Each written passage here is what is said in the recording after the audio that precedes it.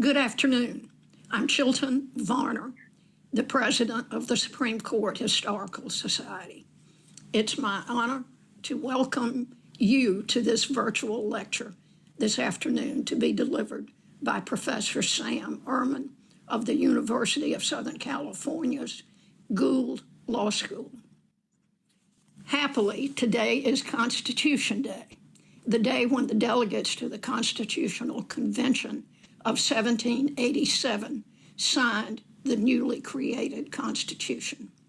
That day, now 234 years ago, is commemorated annually with events around the country, focusing on the importance of the Constitution in our world and our lives. It's especially fitting that the Supreme Court Historical Society should take part in this annual commemoration.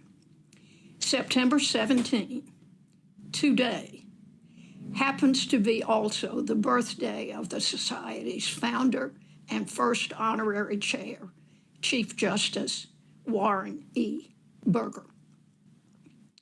The Society continues to pivot and adjust as the pandemic proves its stubbornness. We recognize the value of having these virtual events that are readily accessible to our members all around the country. After that, these programs can be archived permanently on the Society's website. So even once that we can resume our in-person events, we will share those events with virtual programs, even when the Supreme Court building reopens to the public. As I mentioned, today's program features a lecture from Sam Erman that is based on his 2018 book entitled Almost Citizens: Puerto Rico, the U.S. Constitution, and Empire. Professor Erman is going to talk for about 30 minutes and then he'll take questions.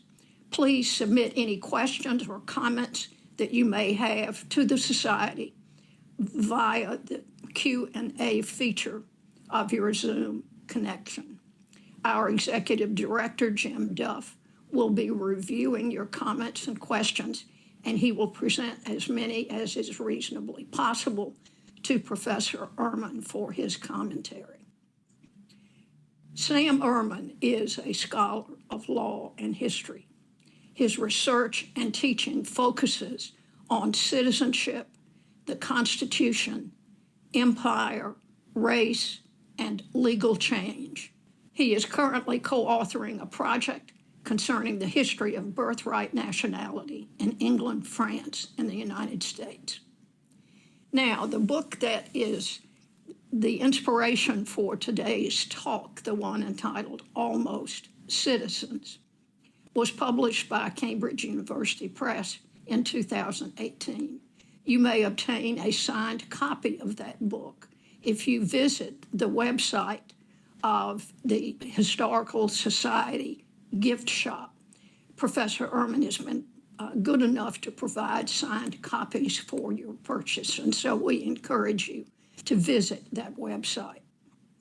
In addition to the book, Professor Erman's prize-winning work appears in leading legal and peer-reviewed journals, including Michigan Law Review, California Law Review, and the Journal of American Ethnic History.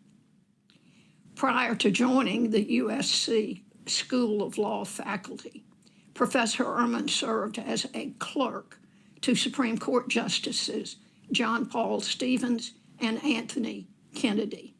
He also clerked for U.S. Court of Appeals Judge Merrick Garland, who is, of course, now the Attorney General of the United States. One more factoid about Professor Erman. He received both his JD and his PhD in American culture from the University of Michigan. I'm delighted to welcome Professor Erman to the Society's virtual platform. He is going to entertain and inform us on a very interesting topic. Professor Erman, the podium is now yours.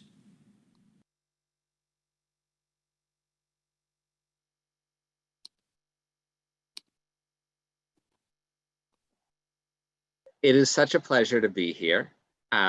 Thank you for that lovely introduction. Thank you to the Society for hosting me today. The Society is a wonderful institution, and I couldn't be prouder to get to participate. And given this event, I should also say a special thank you to the Supreme Court in general, and especially to the Supreme Court Library. During my year having the privilege, the clerk at the court, the folks at the library were just astounding interlocutors, helping me identify sources that might be helpful for this project, helping me figure out how to get my hands on them. The Supreme Court Library really is a treasure, and I was just so lucky to have the chance to interact with everybody there. So I used to have to remind audiences when I would talk about my project that Puerto Rico was part of the United States. Now, of course, its plight makes headlines. As you know, Puerto Ricans have no vote for Congress or president or on constitutional amendments. They are at the mercy of US grace, and that has sometimes been in quite short supply. This has been particularly evidenced with recent crises. So there was, to start, an enormous debt crisis, $100 billion. That worked out to about $100,000 per household on the island, which is about 5 years of household earning. If Puerto Rico had been a state, there would have been a forceful federal response long ago. As it stands, Puerto Rico is confronting a generation of lost economic growth. Then, of course, there's Hurricane Maria. It devastated the island's already fragile infrastructure, and the federal response was a shadow of what it was in states. There was loss of life, a long, incomplete recovery. And my book and this talk seek to address, how did this all happen? How did the United States, the world's longest running experiment in democracy, come to be home to Puerto Rico, the oldest colony on Earth? Specifically, how does the type of colonialism practiced in Puerto Rico end up being constitutional? So it begins with war. The United States invaded Puerto Rico in 1898 and annexed it in 99. And I'm going to make 3 arguments about what followed. The first is a what. A big change happened between 1898 and 1925.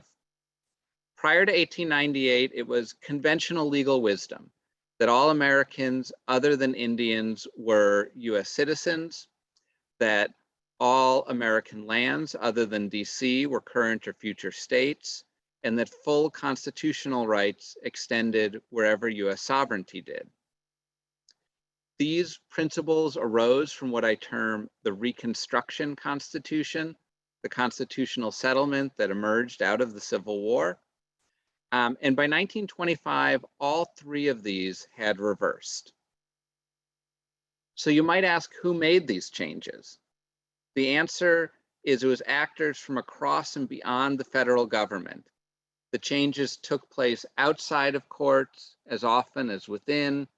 They involved lawyers, bureaucrats, judges, of course, more modestly situated individuals, lawmakers, often working together. And finally, we might ask, how did it happen?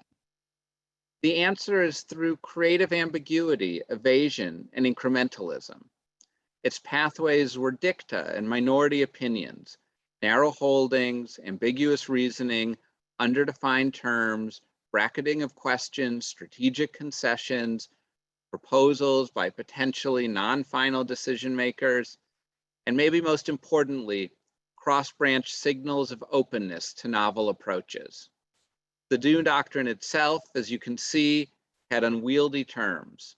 Its uncertain effects also exemplified the method.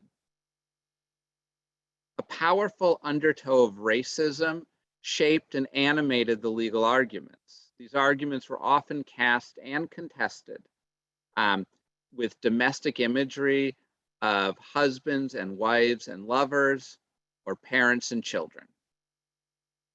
A key context for all of this was the ongoing US struggle with the legacy of the Civil War. Well into the 20th century, fights over the past of Reconstruction and the future of empire were inextricably intertwined.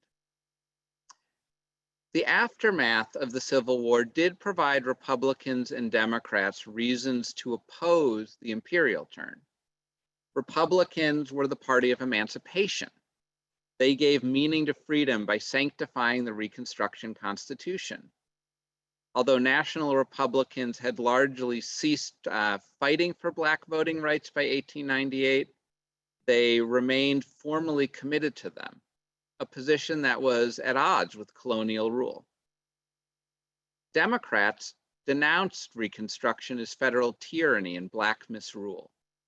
They celebrated its overthrow, which brought them to power throughout the former Confederacy. As members of the party of white supremacy, they abhorred the prospect of statehood, citizenship, and rights for non-white residents of the Philippine Islands. And because Democratic dominance in the South remained tenuous, the prospect of national Republicans wielding federal power was also, to them, an outrage. At the same time, both Republicans and Democrats had reasons to reconcile Reconstruction with empire. Those reasons were rooted in a racism so ingrained among US officials that they could not imagine a world structured otherwise. Many Republican leaders drew from the failure of Reconstruction the lesson that racially inferior people could not be entrusted with self-government. Those Republicans favored imperial governance outside the strictures of the Constitution. As Democrats' stranglehold on on Southern politics grew ever tighter, they increasingly saw empire less as a threat to white supremacist policies and more as a new field for their implementation. Citizenship will provide us a helpful lens as we proceed through this material. It was and is a powerful middle ground between officialdom and the populace. It's a language that spanned and spans both domains. Focusing on it is a way to eliminate how officials and private actors at a variety of levels together drove historical change. As you've heard, the talk is drawn from my book, which takes a narrative approach to events. Its guides are four remarkable Puerto Ricans who sought US citizenship and their federal interlocutors. What emerges is a story of almost citizens, the people of Puerto Rico who were deemed neither citizens nor aliens and who lived in a land deemed neither foreign nor domestic. The story begins at the end of the 19th century with the annexations of Puerto Rico, Hawaii, Guam, American Samoa, and the Philippines. These brought millions of people of African, Asian, and indigenous Pacific Island descent into the United States. Would they be citizens? If so, what would it mean? Citizenship would not necessarily bring full rights to participate in public life. Women, African American, Mexican American, and Chinese American citizens well knew that. Here, as we think forward, it will be useful to peer back to 1865 for a moment. This is the end of the Civil War. The Union was saved, slavery effectively ended, the South in ruins. The North and Republicans were ascendant. The end of slavery was a revolution, but how far it would go was unclear. To make it far-reaching, Republicans won ratification of 3 constitutional amendments. The 13th ended slavery, The 14th determined who were citizens and guaranteed them privileges and immunities the antebellum case law suggested were far-reaching. The 15th reinforced that notion by protecting voting. Dred Scott's infamous holding that free African Americans were not US citizens or citizens of states was reversed, yet the case continued to stand against perpetual US colonies. The result was that rights-rich citizenship and eventual statehood became inevitable consequences of annexation. So for 3 decades, the United States kept stopping short of annexing new lands. Where US borders already extended, the United States consolidated control. Subordination of American Indians is the key example. Abroad, the United States exercised power without annexing. They imposed US laws on disputes involving Americans in parts of East Asia. They won favorable treaties with Hawaii and the Dominican Republic. In Samoa, they opted for an unwieldy co-governance agreement with Great Britain and Germany rather than annex. And in Venezuela, they asserted the right to prevent British action even as they disclaimed all sovereignty. As one prominent proponent of US expansion declared, the Reconstruction Constitution was a lion barring the path of expansion. So when US military commanders reached Puerto Rico, they articulated a future for it under the Reconstruction Constitution. Citizenship, rights, and statehood would follow annexation, they declared. But then, Republican President William McKinley decided to annex the Philippines. Federal officials willing to bring small islands with small populations into the United States now balked at integrating the much larger, much more populous Philippine Islands. In officials' words, it was home to uniquely large, ill-led, quote, utterly alien, and racially inferior population of, quote, Malays, Tagals, Filipinos, Chinese, Japanese, Negritos, and various more or less barbarous tribes. When it came time for the Senate to ratify the treaty, white supremacy dominated the debate. Neither side had any intention of giving Filipinos citizenship, full rights, or statehood. Debate centered on whether the United States would dominate Filipinos or be ruined by them. McKinley's Republican allies argued that the Constitution permitted imperial governance in general and the withholding of citizenship, rights, and statehood specifically. Democrats, fearful of federal overreach, disagreed. They viewed the Constitution as a bulwark against federal power. But they were quick to crow that Republicans who had supported Reconstruction now enthusiastically backed an openly racist imperialism. In early 1899, a compromise was struck. Ratify the treaty, but disclaim the consequences. So the Senate declared that ratification was, quote, not intended to incorporate the inhabitants of the Philippine Islands into citizenship of the United States, nor to permanently annex said islands as an integral part of the territory of the United States. The idea here was that only subsequent litigation would culminate the taking in of each place ceded by Spain. McKinley then hired this guy, Elihu Root, to be Secretary of War. Root had zero military experience, but he was among the most highly respected lawyers in the nation. Because the War Department governed post-war Puerto Rico, the Secretary was uniquely positioned to lay out a constitutional theory of empire and present it to Congress and to the courts. And Root had a simple view: anything goes, citing cases involving African Americans, Mormons, Chinese, Americans overseas, aliens, and other disfavored groups and places. Root argued that the Constitution, self-government, citizenship, and statehood could all be withheld from the new acquisitions and their people. Republicans now lit on the idea of legislating for Puerto Rico, seeing what the Supreme Court did, and then, only then, deciding what to do with the Philippines. So they treated Puerto Rico, as Root had suggested, stingily. No citizenship, no statehood promise, no full constitutional rights or meaningful self-government. Instead, they put a modest tariff on mainland island trade, setting up a test case on whether Puerto Rico was part of the United States. Still fearful of federal power, Democrats complained that, quote, no such dangerous and absolute power was ever before lodged in an irresponsible carpetbag government. The Supreme Court test case that Congress had envisioned came among the series of disputes concerning the constitutionality of empire known as the insular cases.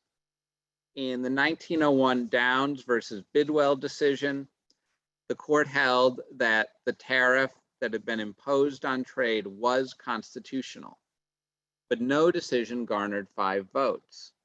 The most notable opinion was Justice Edward Douglas White's concurrence, which proposed the novel and ambiguous category of unincorporated US territory. This was a place that was neither foreign nor domestic. What rights would extend there and whether citizenship would extend there were both left unclear. And no majority was ready to elevate this ambiguous innovation into binding doctrine. So now all the federal branches had spoken, and the status of Puerto Rico and of Puerto Ricans remained unclear. And this created space for the Puerto Rican protagonists of my book and this talk to step to center stage. The first is Federico de Gateau. He was a lawyer, a legislator, a politico and a poet, a novelist and a gentleman, an all-around liberal reformer intellectual, and if news reports were to be believed, something of a romantic heartthrob. He had sought rights, citizenship, and self-government during Spanish rule of Puerto Rico, and now in 1900, he was Puerto Rico's first elected representative to Washington. There, he launched an armada's worth of claims to citizenship, which he hoped would eventually also bring rights and statehood. He sought entry to the Supreme Court bar and a US passport, both of which ostensibly required citizenship. He imported a Puerto Rican artist's painting and then claimed a tariff exemption for works by American artists. He demanded that Puerto Rico receive the same quota of civil service jobs as other territories and that Puerto Ricans be permitted to vote. He supported his claims with arguments calculated to correct white mainlanders' quote, mistaken impression that Puerto Ricans were not their racial equals. Editorial cartoonists of the day caricatured his people as akin to African and American Indian, quote, savages, recent immigrants from Europe, children, and women. So de Gateau nearly daily presented himself as an exemplar to legislative, judicial, and executive officials, the media, and academics. Drawing on a stylized history of Spanish-era battles, he extolled Puerto Ricans' virtuous, viral, historical pursuit of liberty. In response, officials typically bent without breaking. They thus permitted Puerto Ricans to have passports, but only after eliminating the citizens-only rule. De Gateau's break finally came from an unexpected source, Isabel Gonzalez. Not yet 21 in 1902 and facing financial hardship, she migrated from San Juan to New York. There, she met her uncle Domingo Collazo, who had long experience in such journeys. Collazo left Puerto Rico in the 1880s. He joined the revolutionary movement against Spanish rule in Cuba and Puerto Rico. and he founded this racially egalitarian revolutionary newspaper. Eventually, an insurrection broke out in Cuba, but not Puerto Rico. Collazo sought U.S. intervention in his homeland, so joined its U.S. invasion. But U.S. rule did not bring Puerto Rico self-government, citizenship, or full rights. So Collazo returned to New York. And that meant that he was available to come to Ellis Island to promise to provide for Gonzalez and to take her to the city. Unfortunately, immigration inspectors were dubious of the unmarried mother who was also 8 months pregnant. So the next day, Gonzalez's brother, Luis, came with a different story. He cast Gonzalez as the victim of rapto, a Spanish offense akin to breach of marriage promise or seduction. Under Spanish law, a man found to have had sex with a virgin after a false promise of marriage would be forced to marry the woman or face criminal sanction. Luis now declared his family ready to force the matter. Isabel had a lover who had declined to marry her, but, quote, as soon as I have my sister with me, we are going to have them married. I have also gone to the authorities and told them.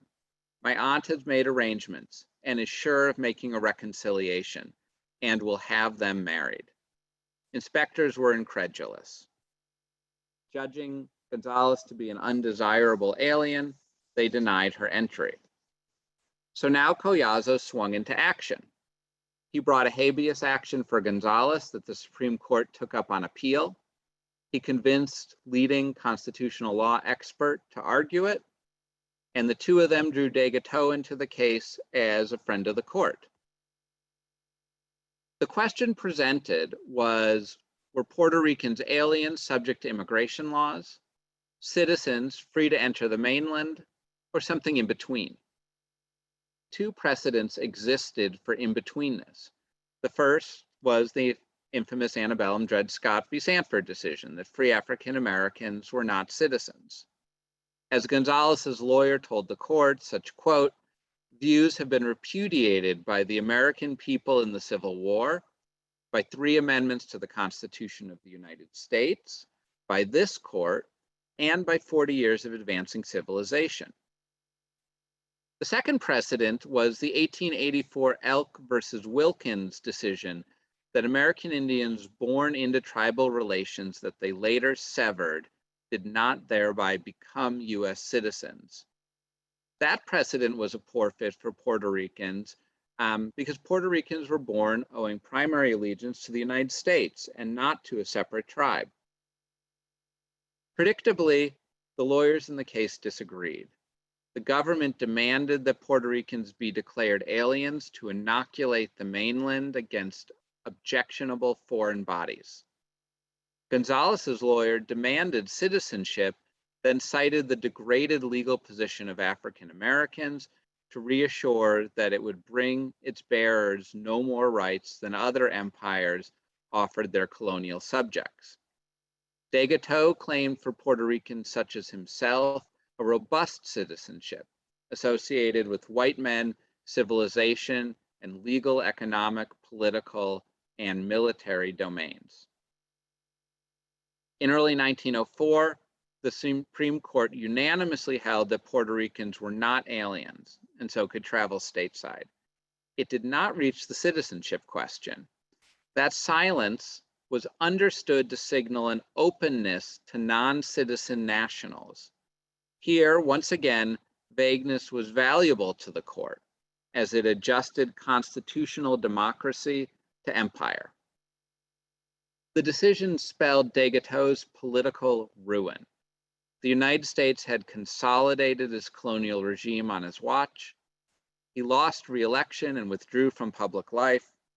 Nonetheless, his claims had won islanders concrete gains: non-alien status, passports, access to the mainland, federal jobs.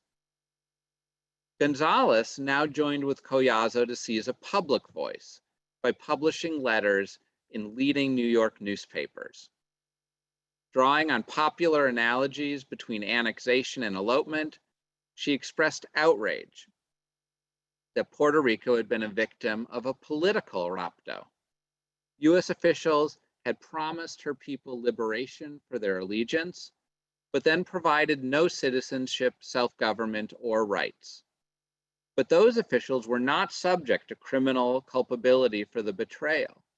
No, Gonzalez was the one subject to, quote, detention at Ellis Island for the crime of being an alien. I love that paragraph. In the case record, Gonzalez is a poor mother of multiple out-of-wedlock children whose relatives go in for alternative facts. Her sophisticated cross-cultural, political, legal analysis was a find that floored me. It also got me digging. In Degato's personal papers, I found this letter by her, demonstrating she was among the few Puerto Ricans who could write fluently. While reading microfilms of 20 years of island newspapers, I found a letter by Collazo describing how he joined with Gonzalez to write the letters that newspapers published. Text searches in newspaper databases revealed letters in Gonzalez's name issuing for over 2 decades. Directories, municipal records, census sheets, and newspaper coverage showed that she married during her appeal. And that was grounds to stay in the country, but she hid that marriage so that she could continue her test case. Then came my break, Belinda Torres Mary, one of Gonzalez's great-granddaughters. She contacted me, and it turns out she's a crack genealogist, so we started collaborating.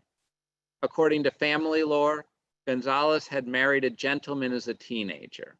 And I should say, of this I was dubious, for whose family tree doesn't include a mythical duke or a wonderful aristocrat that can't quite be named? But Belinda suggested that maybe gentleman was a name.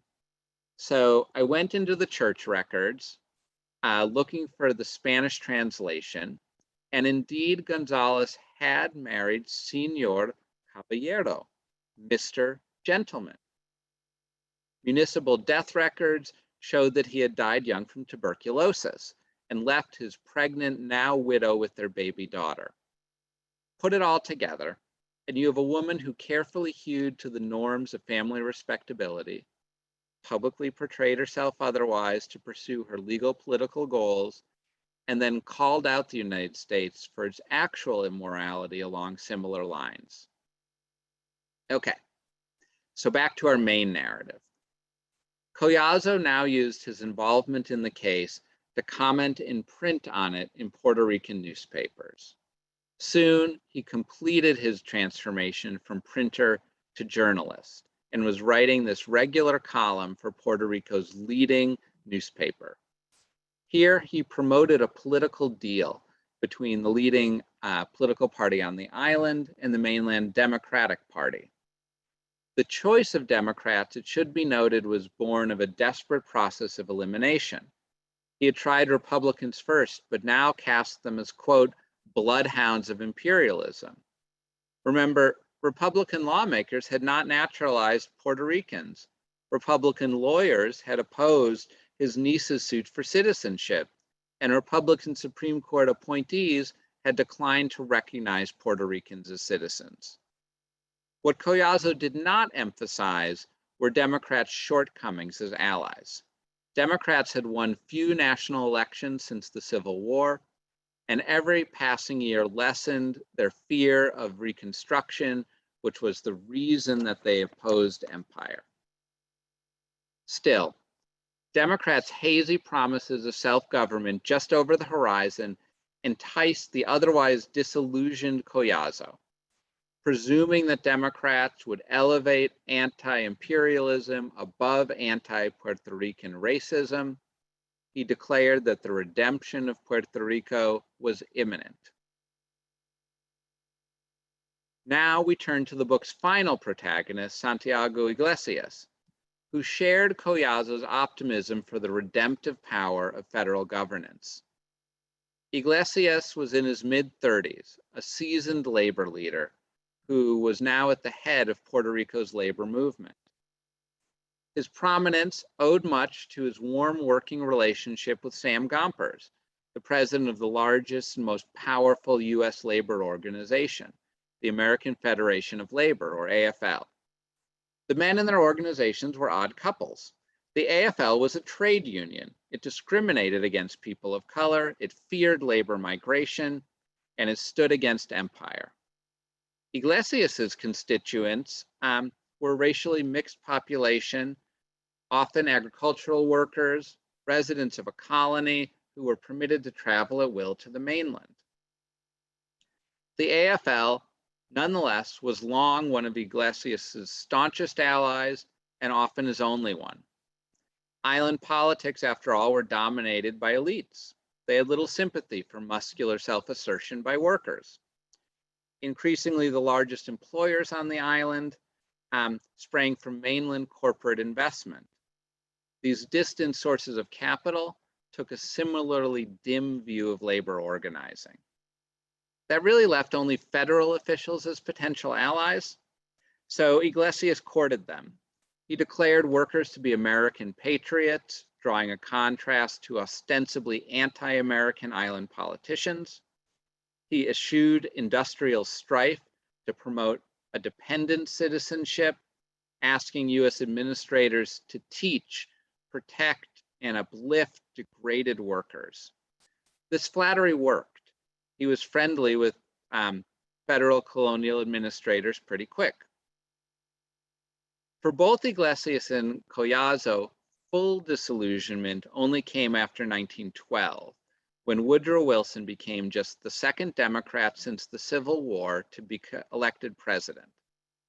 Gompers and the AFL had backed Wilson strongly, so Iglesias hoped that the Wilson administration would favor organized labor, including in Puerto Rico.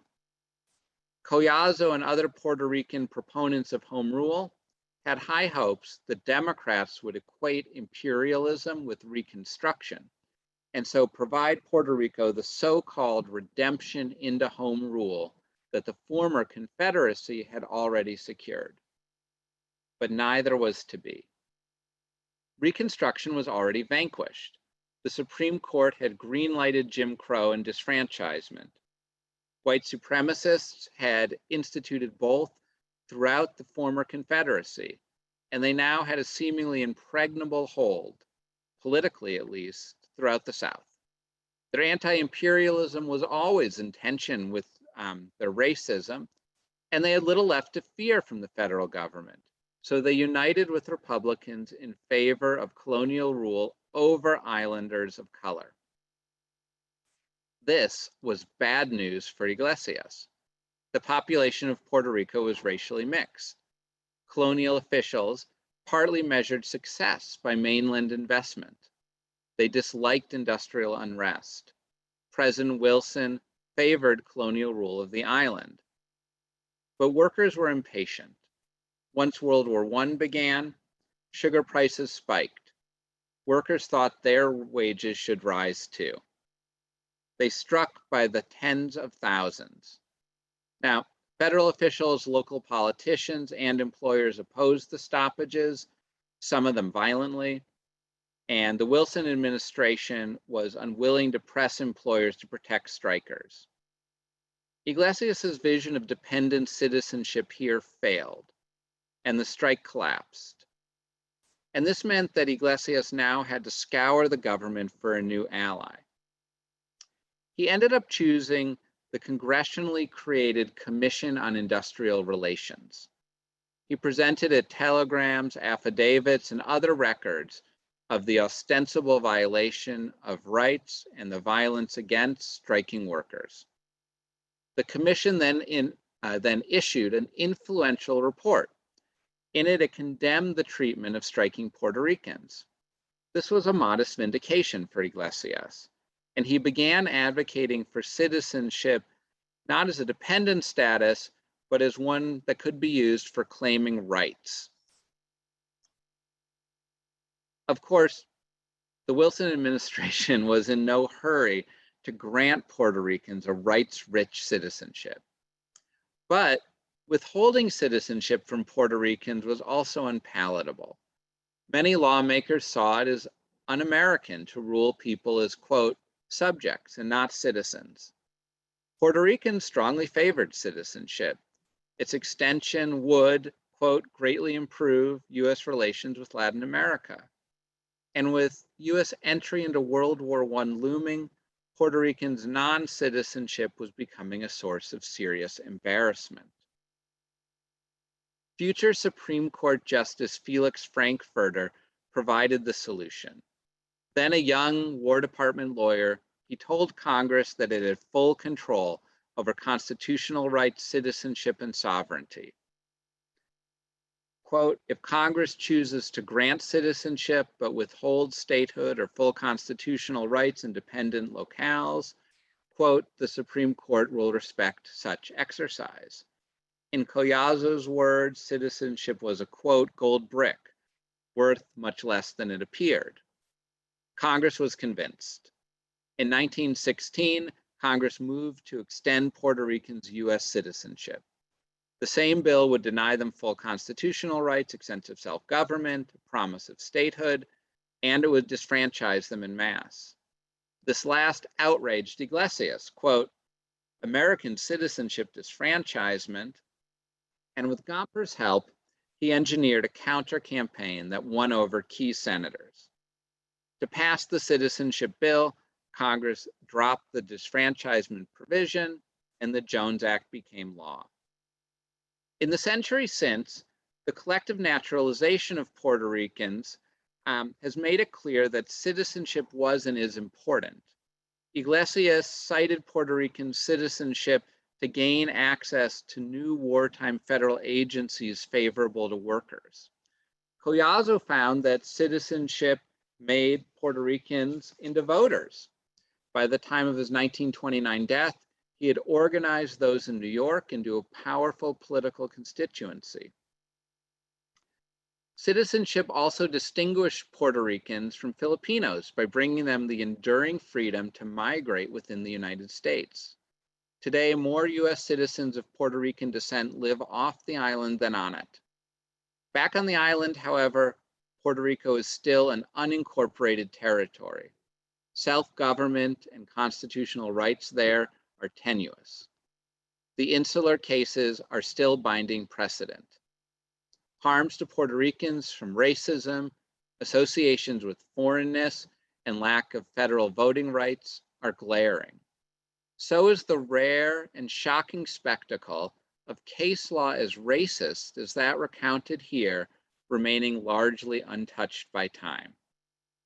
The impossibility of harmonizing constitutional ideals and imperial realities is a lesson in the perils of empire learned across 120 years and more of suffering for Puerto Ricans. And it is not over yet. I will end there with a thank you and to say I am very much looking forward to your questions.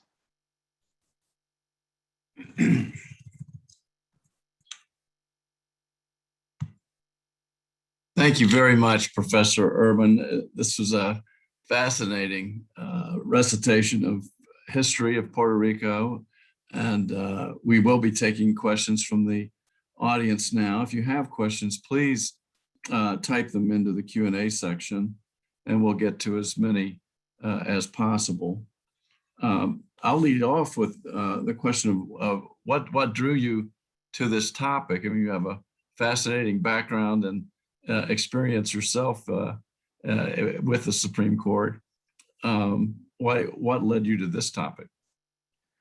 Yeah, it's funny. This is a topic that it's one of those stories of how, you know, if following things that are interesting and the connections that come up in life can bring you in unexpected directions. So when I went to graduate school, I had an advisor who studied race and citizenship in Cuba, and I was at an American law school, so I thought I should study something with American law, and Puerto Rico is about as close to Cuba as you can get while staying within US sovereignty. And so I started by just looking at this lawsuit that Isabel Gonzalez brought. And essentially, for a bunch of years, I failed to find out much about her, but learned all these other interesting things about all the people around her. And so the project had this funny donut shape for many years, where I was fascinated by this question that seemed kind of unanswerable, and was producing lots of interesting stuff around it. And it was only fairly late in the project that I started getting real traction on Isabel Gonzalez herself, which then allowed the whole project to come together.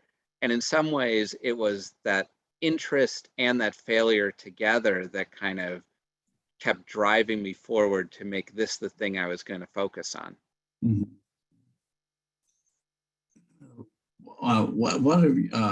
What are your predictions for statehood?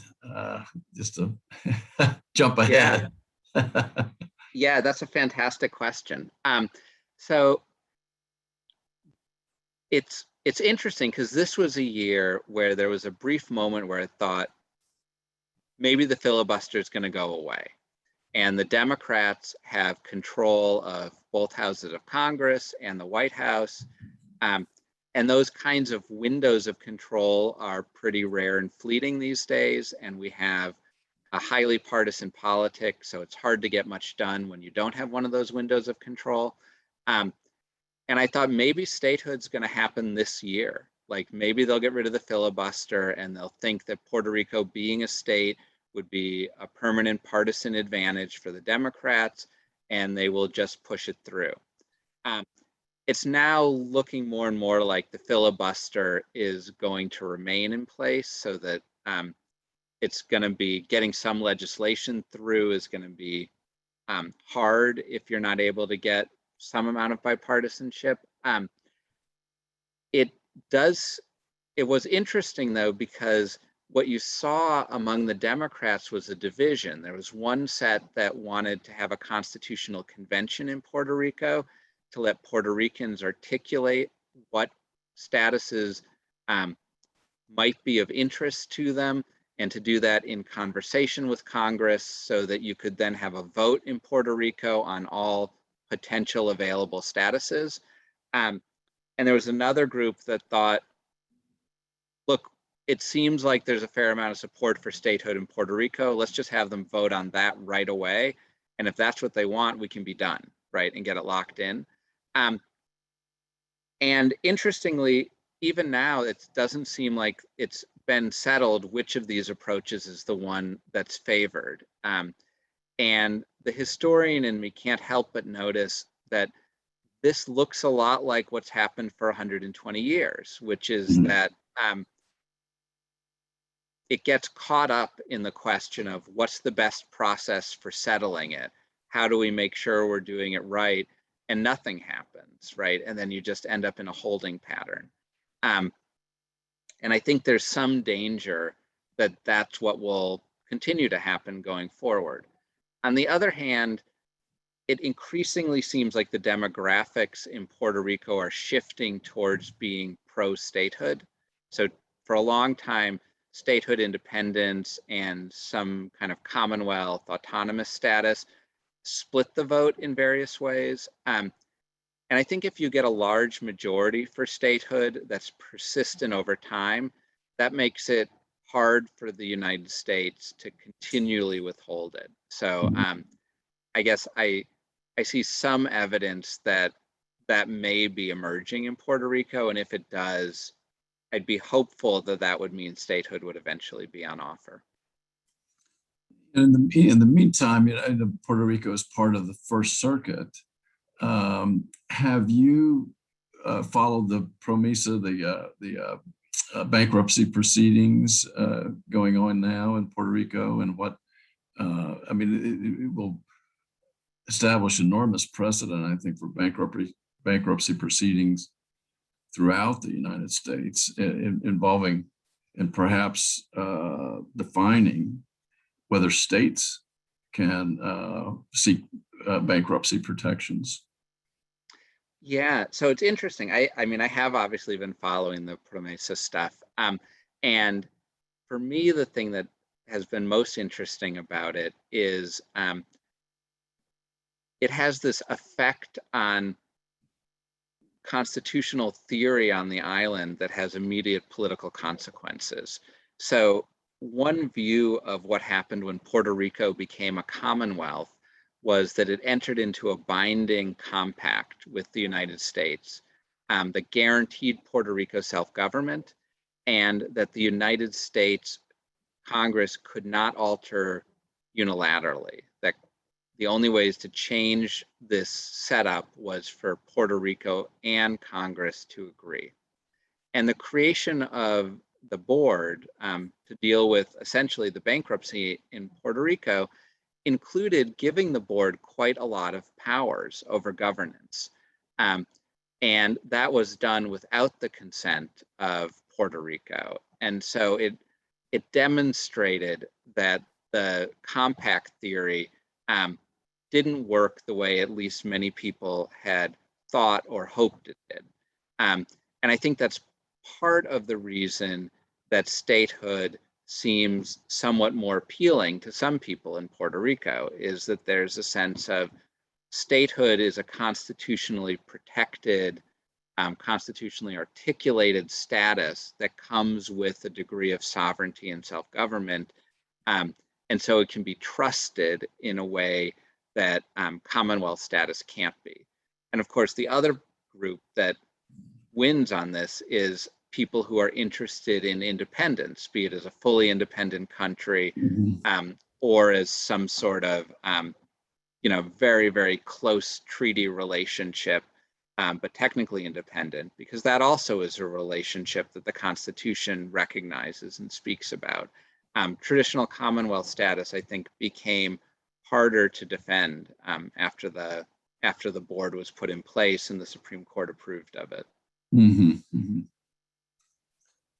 Well, this has been a great discussion. What are you working on now? What's next? What's up for you next? So I'm currently at work on a project on jus soli and jus sanguinis, citizenship and their predecessors in the Atlantic world. So we're used to the idea that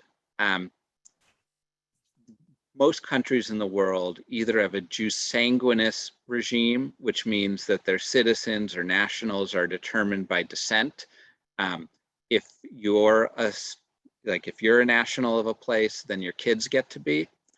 Or countries have a jus sanguinis regime, which is a birthplace regime. If you're born in a country, then you get to be a citizen or a national of that country.